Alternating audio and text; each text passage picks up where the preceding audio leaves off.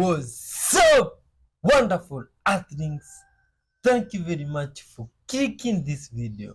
You are a lovely soul, full of love, just like we here are about spreading unconditional love across the whole world, amongst all humans. We do this by reacting together through different videos. You see, me and you with the intentions of spreading love, peace, unity, forgiveness, and peace straight out of Africa with good vibes, lots of good vibes. Kindly tell us where you're watching from. Hit the like button, watch till the end, and good person, help us spread this message of love across the whole world. Let's dive in, man. Good vibes. Estábamos mirando el cielo cuando de repente... ¿Serán ovnis?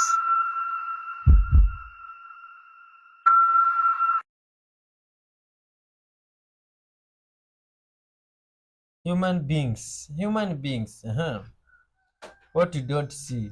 Okay, childhood trauma, some human abuse, okay, lack of love, insecurity, stress. Oh my god, life is hard, and the human is like a writer. You put them in some water or something like that, and sometimes they lose their spark, you see.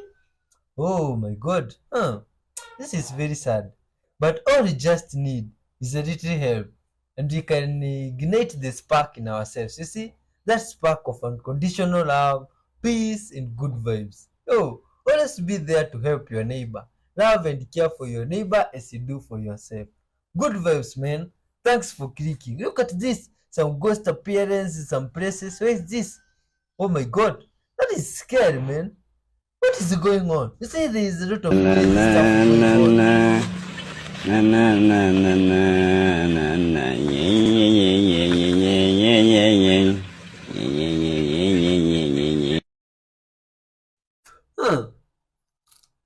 Oh, this guy was selling flowers across the street, but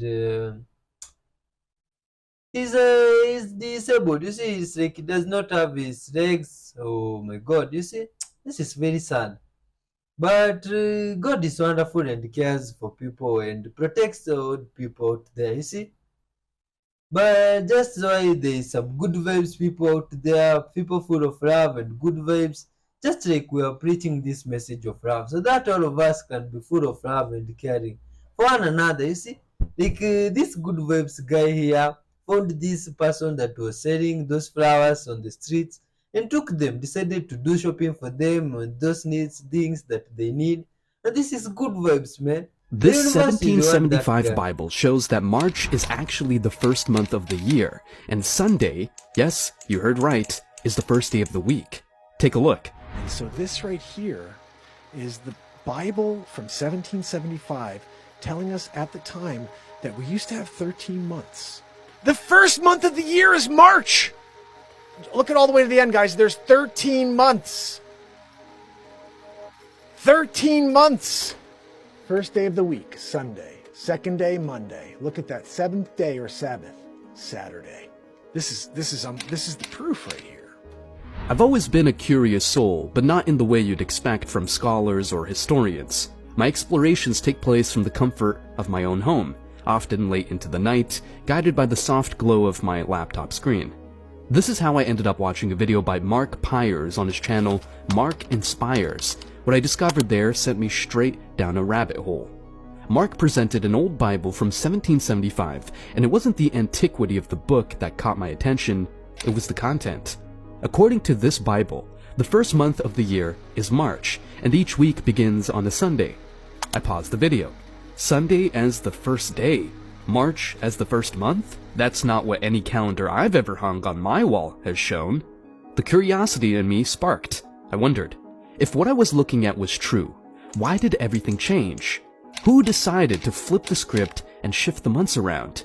And why does it feel like we might be out of step with the rhythm that was once so ingrained in our culture that it was worth printing in the good book itself? It was like finding a piece in a puzzle that I didn't know was missing. The more I thought about it, the more questions arose. What if the holidays we celebrate, the ones we've been told were based on ancient traditions, were actually aligned with a different rhythm, one dictated by this forgotten calendar. Take Christmas, for instance, often said to be a rebranding of pagan festivities. If we were following this old system, where would that leave December 25th? Would it hold the same meaning if it didn't coincide with the winter solstice as neatly as it does now? Could this alternative arrangement of time affect not just holidays, but our everyday lives? I'm not an academic with a wall of degrees, but that night, I felt a responsibility to learn more. There was a sense that by understanding the past, by peeling back the layers of changes and adaptations, I might find something essential. Something about how we connect with the universe, with each other, and how we find our place within the cycles that govern our existence. And so, I began a journey, one not through dusty library shelves or ancient ruins, but through the digital realm of information, armed with a newfound determination. I was ready to see where this old Bible's tale would lead me and what it might reveal about the world we think we know so well. Discovering that Sunday might actually be the starting point of the week necessitates a serious reconsideration of cultural and religious norms. It presents the startling idea that the day we traditionally dedicate to rest and religious observance could indeed be Saturday. Such a perspective carries weighty implications for contemporary religious customs, hinting that widespread practices might not align with this historical viewpoint. Astrologically, the impact of such a shift cannot be understated.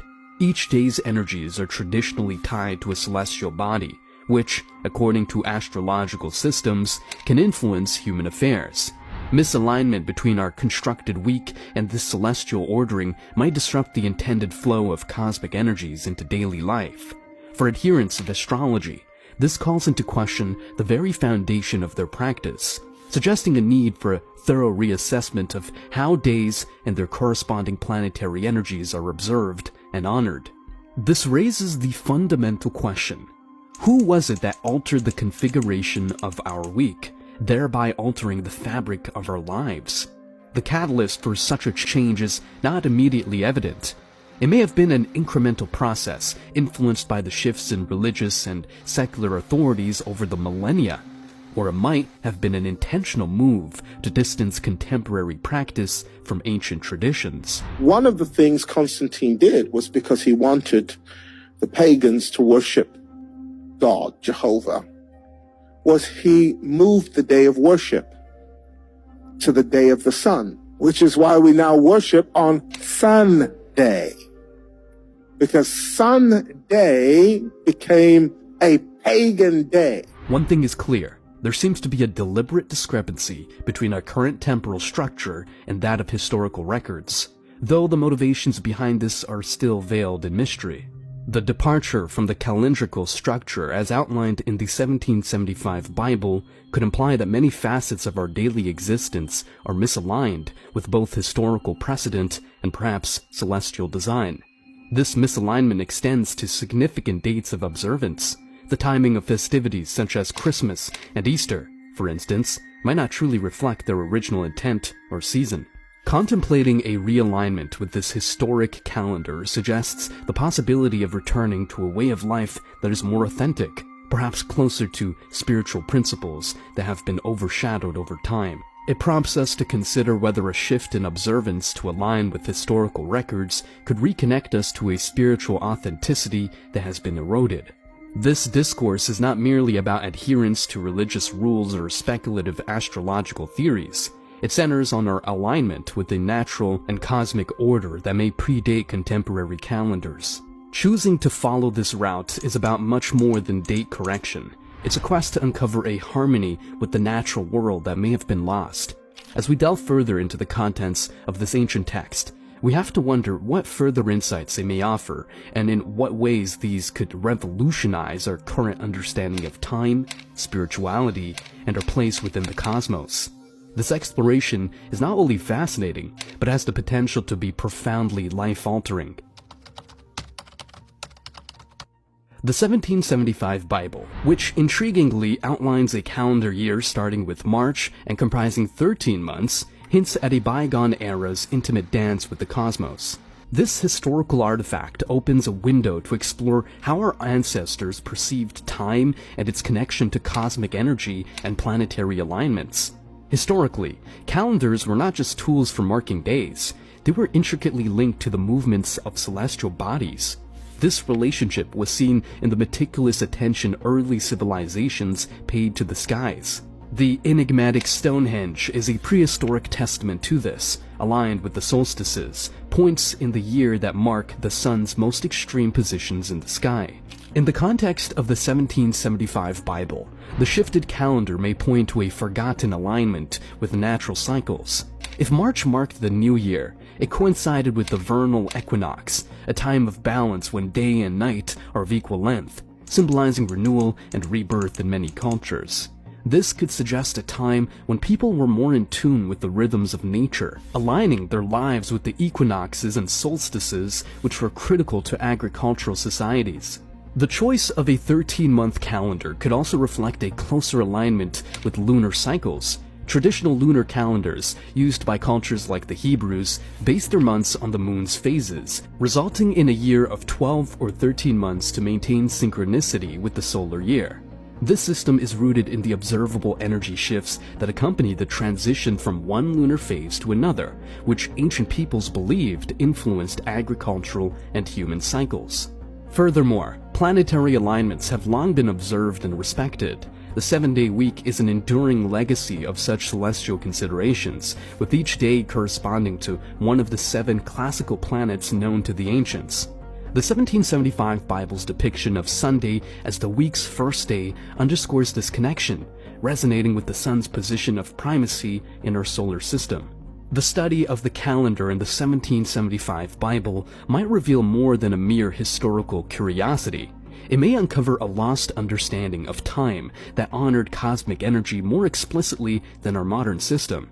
It opens questions about how this alignment affected societal behavior, religious observances, and the general worldview of the time. The blending of pagan traditions with Christian holidays is a topic that stirs much debate, especially when we delve into the origins of Christmas. To understand this amalgamation, we need to travel back to the early centuries of Christianity. It wasn't until the 4th century that the Church officially proclaimed December 25th as the birth date of Jesus, a date that conveniently coincided with the Roman festival of Saturnalia and the pagan celebration of the winter solstice.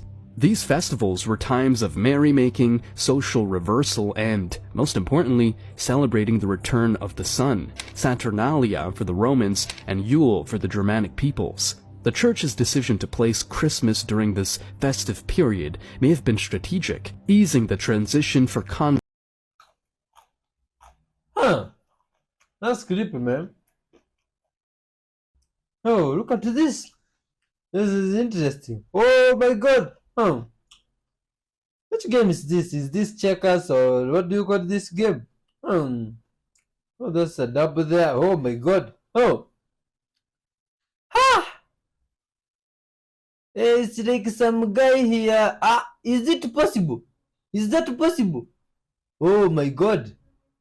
Wow, wow, wow, wow, wow, wow, wow. Look at this. This guy has only been left with one. Oh my god. Oh my god. Wow, wow, wow, wow, wow. This guy is the real master. Oh my god. Oh, good people of Earth. What do you call this now? Wow, wow, wow, wow, wow, wow, wow, wow. Yeah. It's Now, not the over word until it's Atlantis, over. or its root, is not Egyptian, and it is not Greek. No one seems to be able to trace the origin of the name. It appears on 2 very important phases of ancient mythology, Atlantis and Atlas, and the root is ATL, Atal. Now if we look to find a language in which that word or that root is permissible or was used, we find of the Mayas. It also has more than just a name significance. Its glyph or its symbol is a deluge. This particular deluge is marked in the glyphs of the people. The story is told in pictures. There is one in which the sky's dragon, or the sky's serpent, is pouring water from its mouth. And below this, the god of death is dancing on the earth. This is a bad habit in couples when it comes to their parents and in-laws.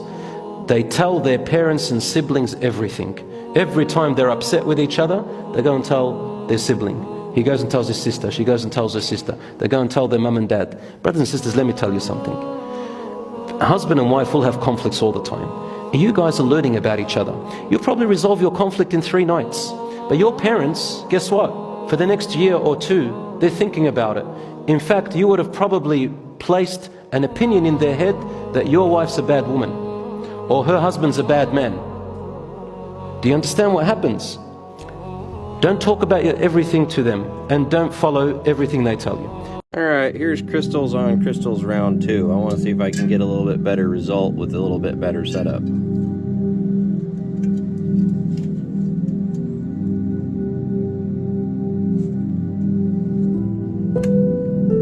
Alright, here's our 12 volts.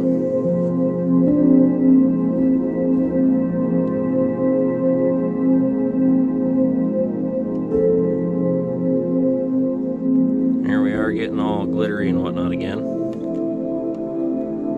This solution might be spent. I might have to change it out, but we'll see how it goes. We'll let it run tonight and see what comes up in the morning.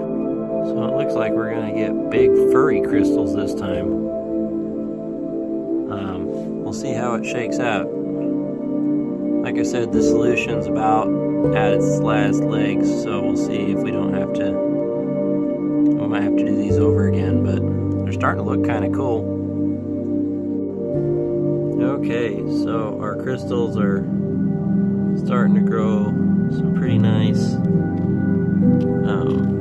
crystals. They're getting, we might be able to get one more batch out of this solution anyway. Back there's pretty cool. They look real neat in there, like little cabbages or something. I don't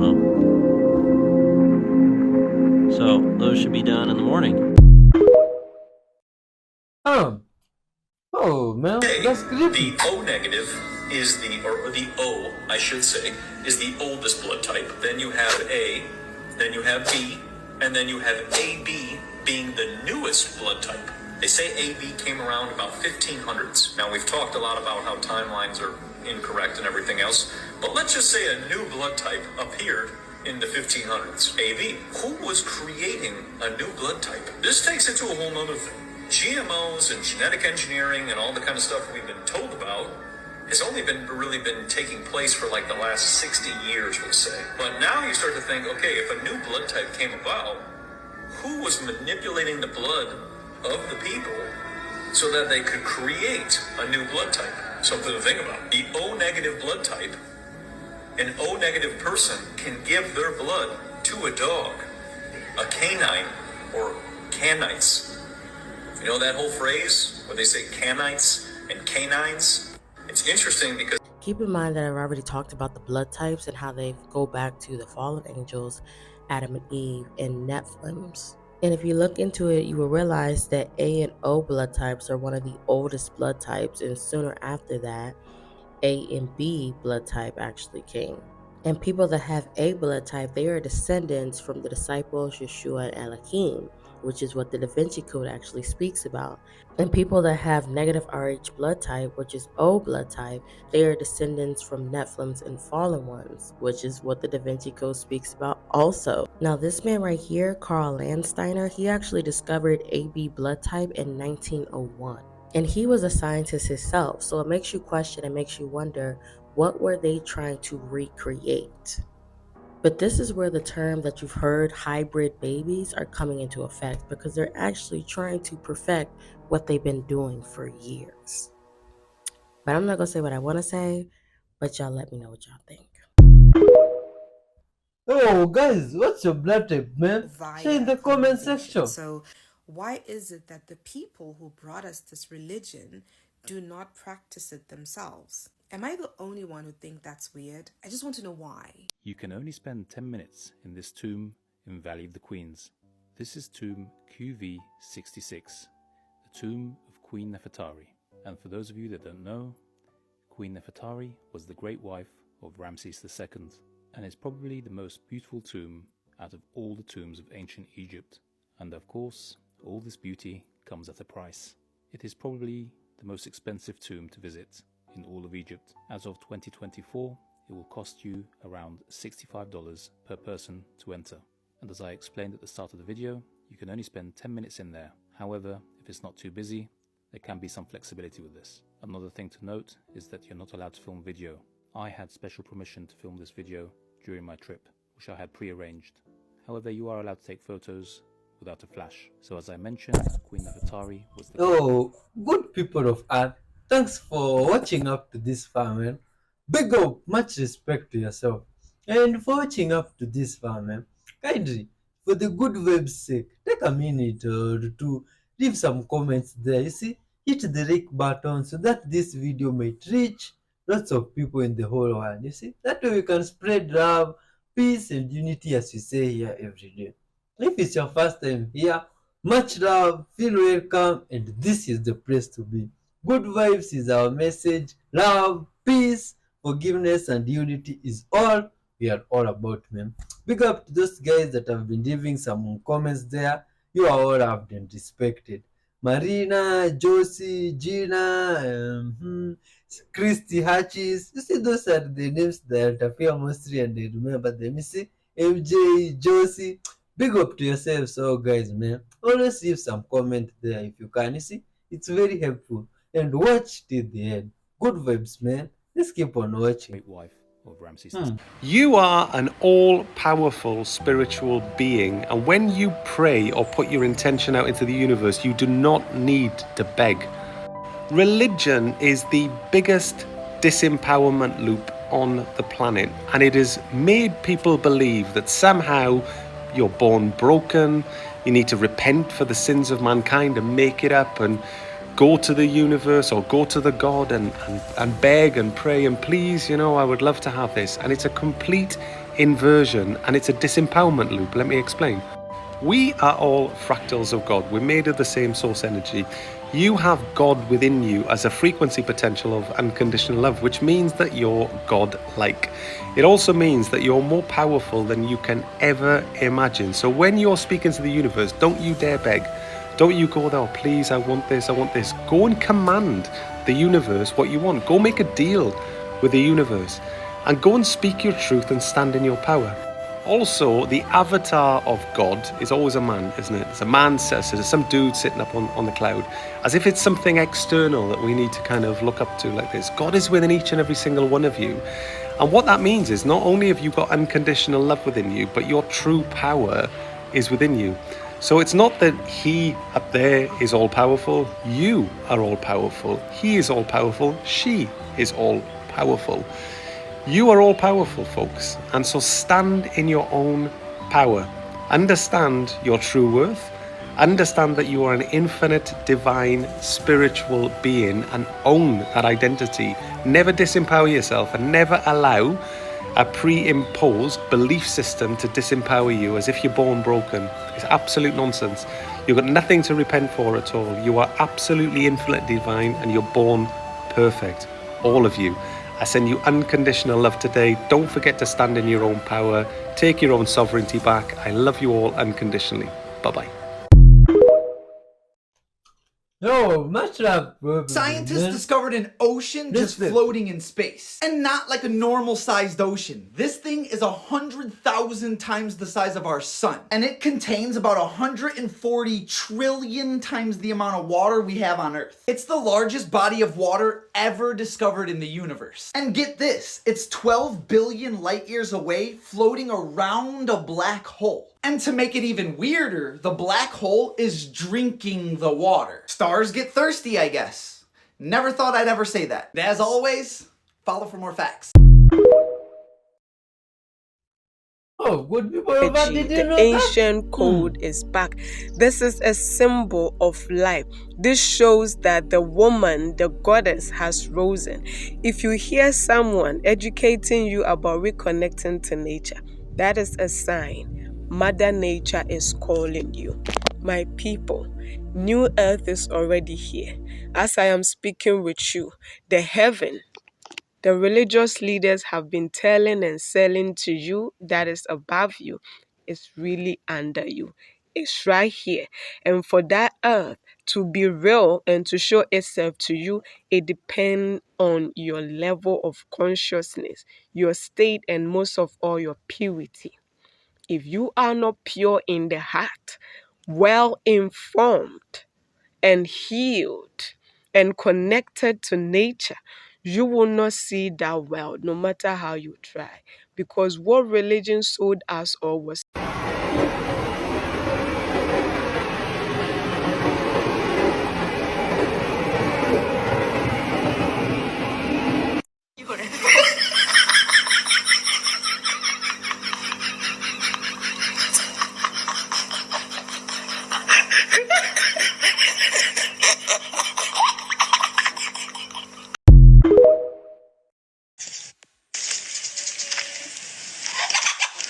mama kono.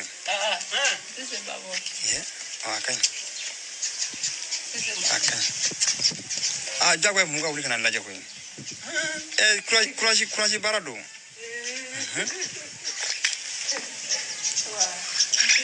Figa wele kwa tita.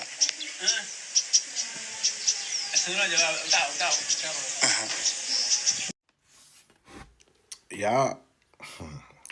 Welcome back to the Lugau series. Welcome back.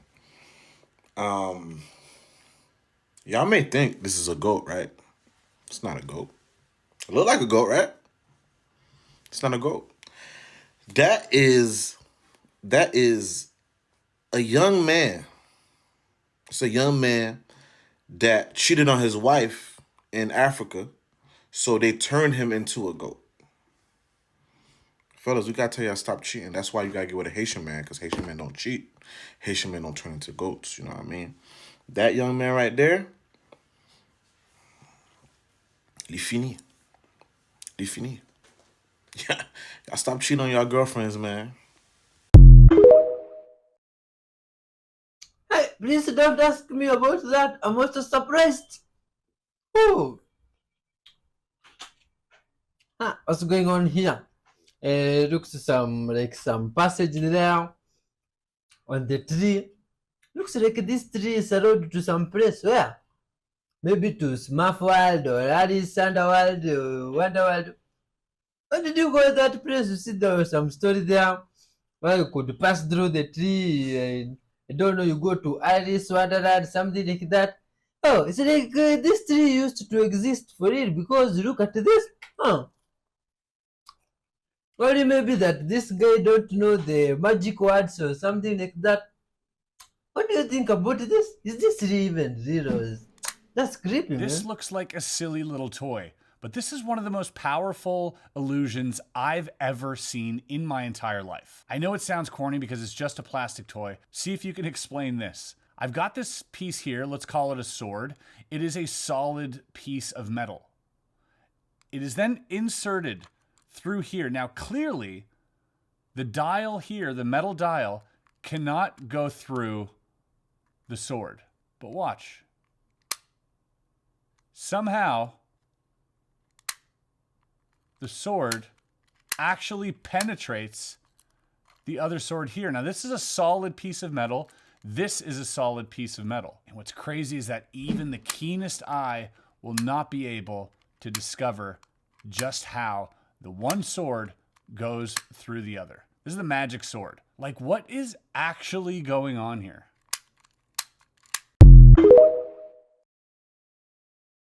What is going on there? How is that possible?